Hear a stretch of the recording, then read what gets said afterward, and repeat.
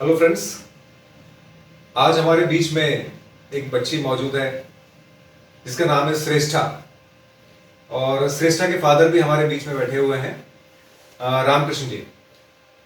तो श्रेष्ठा बच्ची जो है ये बचपन से इसको लगभग 3 वर्ष की उम्र से सांस की प्रॉब्लम हुआ करती थी, तेज सांस चलती थी, बार बार सर्दी खांसी होना और पसली चलना जी। तो ये 3 वर्ष की उम्र से बच्ची को सांस की प्रॉब्लम होती थी।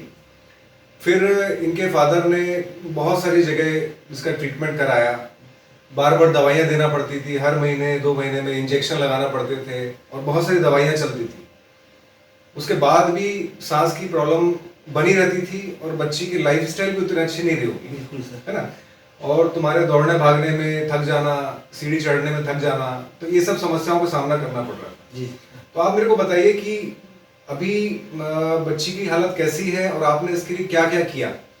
सर एक्चुअली में क्या है ना, जब ये 3 साल की थी तब ये डायग्नोसिस हुआ था कि इनको अचानक एक दिन शाम को बहुत जोरदार रोना चालू कर दिया। अच्छा। तो हम समझ नहीं पाए कि हुआ क्या है करके। हाँ। फिर पास में एक डॉक्टर थे, उनके पास हमने इनको तुरंत लेके, मैं उनकी मम्मी लेके गए। अच्छा। तो उसके बाद ये डायग्नोसिस उसी दिन उनको पता चला कि इसको अस्थमा का है। अस्थमा की बीमारी है, दमा की बीमारी है। तो ये लगभग कितनी उम्र में अपने को पता चला था कि सांस की प्रॉब्लम है? 3 साल की। 3 वर्ष की उम्र में अपने को पता चला कि बच्ची को सांस की प्रॉब्लम है। ठीक है। फिर उसके लिए आपने ट्रीटमेंट लिया होगा, दवाइयाँ करी होंगी। तो उसमें फिर वो इंजेक्शंस हो गए, दवाइयाँ हो गई, ये चलता रहा। फिर वो जब खाते थे तो 2-3 दिन ठीक हो, फिर अचानक से फिर आप लोग के मेडिकल लैंग्वेज में इसको अटैक बोलते हैं, अस्थमा का अटैक आया ऐसा बोलते हैं। तो वो अस्थमा का अटैक इसको आता था, बार बार आता था। अच्छा। तो कितने महीने में इसको ऐसा प्रॉब्लम होता था? वो कोई सर्टन सर कभी 2 महीने में एक बार आ जाए। अच्छा। अचानक ये रोना चालू करे तो हम लोग यही समझते थे कि एकदम उसको वही आया, मतलब रोने लगती थी और दौड़ते दौड़ते सांस फूल जाती है ना, और ऐसे पसली चलने लगता था और सांस में आवाज भी आती थी। हाँ, सीटी जैसे आवाज है जिसको बोलते हैं व्हीजिंग साउंड, व्हीजिंग बोलते हैं वैसे। हम लोग अगर मतलब धड़कन सुनने से समझ में आ जाता था कि वो किस प्रकार का आवाज आता है। अच्छा। मतलब आप लोग समझ जाते थे कि अस्थमा का अटैक है ना। ठीक है। फिर उसके लिए आपने क्या क्या किया? बार बार आप ऐसे हर महीने 2 महीने में दिखाना पड़ रहा था? हाँ सर, मैं अच्छे बड़े डॉक्टर्स के पास भी दिखाया। कहाँ आप गए? जबलपुर में दिखाया, रायपुर में दिखाया। अच्छा। इवन एलोपैथिक, होम्योपैथिक भी हमने कराया। अच्छा। और आयुर्वेदिक में भी गए सर। अच्छा, मतलब आपने एलोपैथी के अलावा होम्योपैथी, आयुर्वेदिक भी ट्राई किया सर। अच्छा। और रायपुर में भी, रायपुर भी गए, जबलपुर गए, बहुत सारे थेरेपी आपने ट्राई किया। ठीक है। बच्चा है तो सही मदर जो है, सही बात है, बीमारी तो बच्चे की रहती तो अपना तो चिंता वाली बात है। ठीक। तो इधर उधर बहुत दिखाया। हाँ। लेकिन घूमते घूमते फिर इधर उधर कुछ समझ में नहीं आया। फिर बहुत लोग से मिलने के बाद यही समझ में आया कि इसका जो ट्रीटमेंट सही ट्रीटमेंट है वो एलोपैथिक नहीं है। हाँ, तो जो है वो भले वो सटन ना हो के धीरे धीरे, क्योंकि अस्थमा सर कोई सर्दी बुखार तो है नहीं कि 2 दिन में 3 दिन में ठीक हो जाएगा सर, ये समझ में आया हम लोग। हाँ, मतलब आपने रियलाइज किया कि अस्थमा जो है वो एक क्रॉनिक बीमारी है, है ना। और ये एक तरह का एलर्जी वाला पार्ट है। जिस चीज से एलर्जी रहेगी तो उस चीज के कारण जब भी बच्चा संपर्क में आएगा तो सांस की प्रॉब्लम होगी, अटैक्स आने लगेंगे। जैसे ठंडी मोस्ट कॉमन होता है डस्ट से और ठंडी हवा। ठंडी में सर, ठंडी में बढ़ जाता है। डस्ट में इतना प्रॉब्लम नहीं होता है। हाँ। ठंड में जैसे चालू हुआ ना तो उसमें बहुत प्रॉब्लम है। ऐसा नाक बहना, सर्दी हो जाना, शाम होते सही जो है सर्दी का एकदम सिम्टम्स लगना, कफ वाली खांसी आ जाना। अच्छा। तो बहुत परेशानी है। लेकिन जैसे ही फिर एलोपैथिक में आए हम लोग, तो आप जैसे एलोपैथी में यहाँ ट्रीटमेंट ले रहे हैं आप, तो एलोपैथी में अपन अभी क्या मेडिसिन आप ले रहे हैं और इससे कितना बेनिफिट हो रहा है? क्या लेती है बेटी? सर एक लेवोसिट्राजिन का टैबलेट और दूसरा कैप्सूल फोरोका 200। अच्छा, तुम वो जो कैप्सूल खींचने वाले आते हैं, ये सामने रखा भी है, जो ये वाला कैप्सूल तुम लेती हो, है ना? हाँ।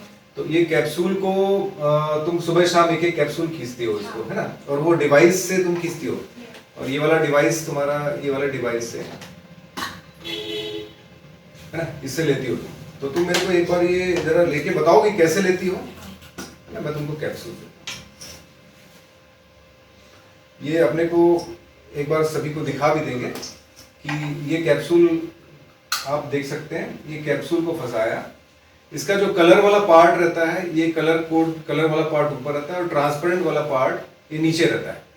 तो इसको हमें ये गुड़िया ने ऐसे रोटेट किया, नीचे से घुमाया और कैप्सूल खुल गया, पाउडर नीचे चला गया। अब इसको खींच के बताइए।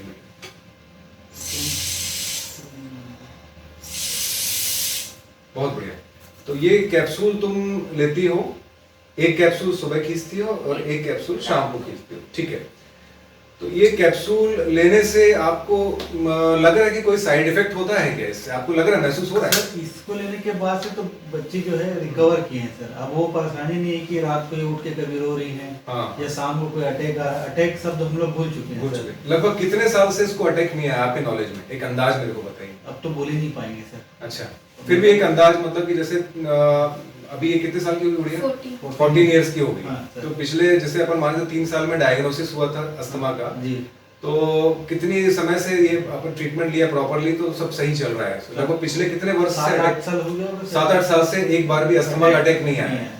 जो सांस की प्रॉब्लम होती हाँ, थी, हाँ। हांफने लगती थी, वो वाला प्रॉब्लम एक बार भी नहीं हुआ 7-8 साल से तुम? और दूसरा मैं ये बोलना चाहता हूँ ना सर, ये जब से अपन ये इनहेलर का यूज कर रहे हैं सर, हाँ। ये बाकी दवाइयों के अपेक्षा आप देखेंगे तो ये सस्ती भी है सर। एक हाँ। बार आप इसका डिवाइस ले लीजिए, ठीक बात। और वो जो टैबलेट्स हैं वो कोई ज्यादा कॉस्ट नहीं है, 250 का आता है सर। हाँ, हाँ। वो इजीली मतलब एफोर्डेबल है, मिडिल क्लास आदमी भी इसको आराम से। बिल्कुल, बहुत अच्छी बात है आपने बोली कि इसको यूज करने हाँ। के लिए। मतलब ये डिवाइस मेरे ख्याल से 150-200 रुपए का हाँ, डिवाइस जी, होगा जी। और 200 रुपए के कैप्सूल पड़ते हैं, वो महीने भर चलते होंगे आराम से कैप्सूल, सर, है ना? आराम से सर। तो एक महीने का आपकी डिवाइस तो एक ही बार लेना, एक ही बार लेना और है। एक बार डिवाइस लिया तो 6-8 महीने तो फुर्सत, फुर्सत सर, है ना? जी। और कैप्सूल हर महीने अपन मान के चलेंगे 150-200 रुपए के कैप्सूल हर महीने लग रहे हैं, बस उससे ज्यादा है ना? और सबसे बड़ी चीज की बच्ची की बीमारी कंट्रोल हो गया, बच्ची की लाइफस्टाइल सुधर गई। सुधर गई सर। अब बच्ची सब चीज ठंड में भी बढ़िया एंजॉय कर रही है। हाँ। अब ये ठंड भर निकल के पता नहीं चला कि कफ की प्रॉब्लम क्या होती है, सांस की प्रॉब्लम क्या होती है। और पहले तो जैसे मतलब आइसक्रीम खाने में परहेज,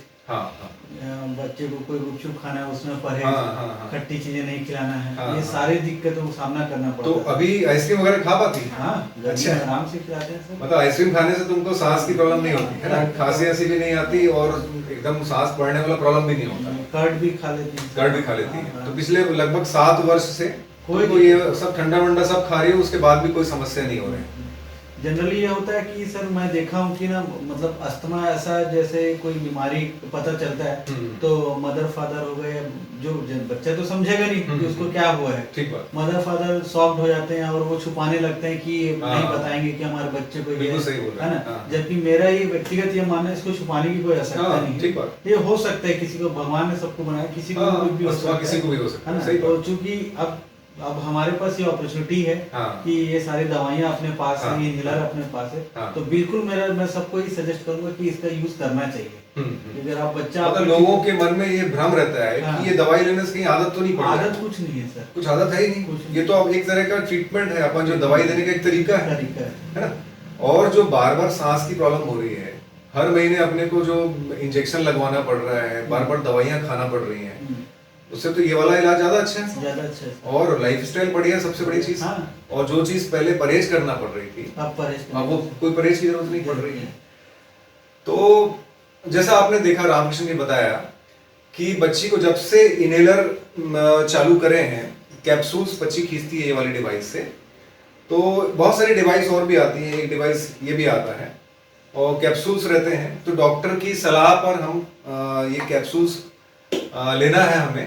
अस्थमा के लिए प्रॉपर मेडिसिन, प्रॉपर गाइडेंस में डॉक्टर की सलाह से हम लेंगे तो अस्थमा बहुत अच्छे तरीके से कंट्रोल हो जाता है।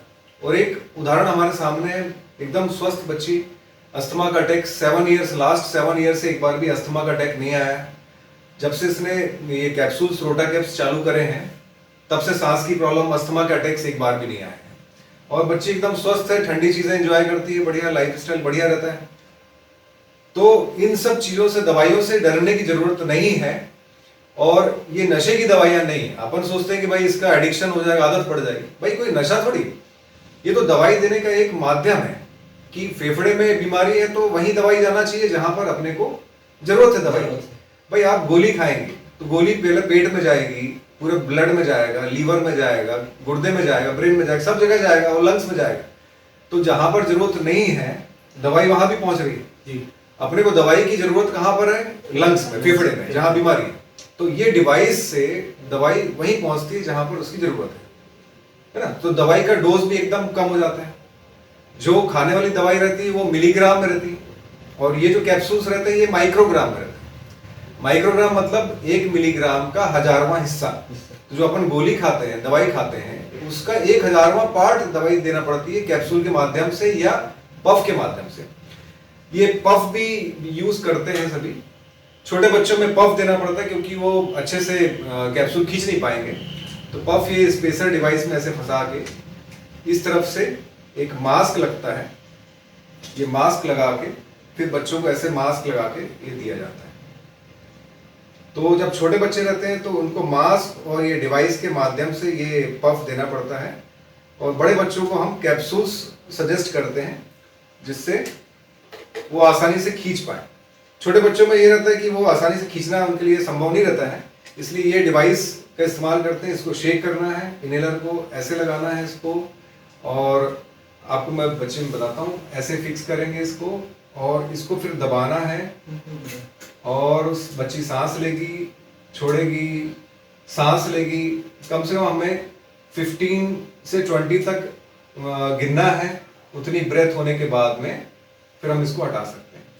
तो ये डिवाइस से यहाँ से हम प्रेस करते हैं तो ये डिवाइस में यहाँ पर दवाई भर जाती है, और बच्चा जब यहाँ से सांस लेता है तो दवाई आराम से लंग्स में चले जाती है। कई लोग सोचते हैं कि इसको सीधे मुंह में लेने से अच्छा रहेगा, इसका उपयोग करने की जरूरत क्या है, लेकिन कभी भी हम जब भी मुंह में इसको लेंगे तो दवाई सांस के रास्ते में जाना बहुत डिफिकल्ट काम है।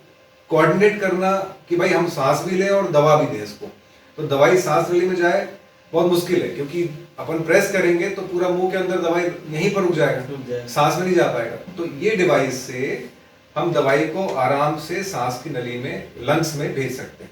तो ये स्पेसर डिवाइस कहलाता है। और ये जो है ये कैप्सूल्स, रोटा कैप्स को खींचने के लिए ये ल्यूपिहेलर अलग अलग नाम से आते हैं, रिवोलाइजर, बहुत सारी कंपनीज के आते हैं। तो बड़े बच्चों में ये यूज करते हैं और स्पेसर को हम यूज करते हैं छोटे बच्चों में।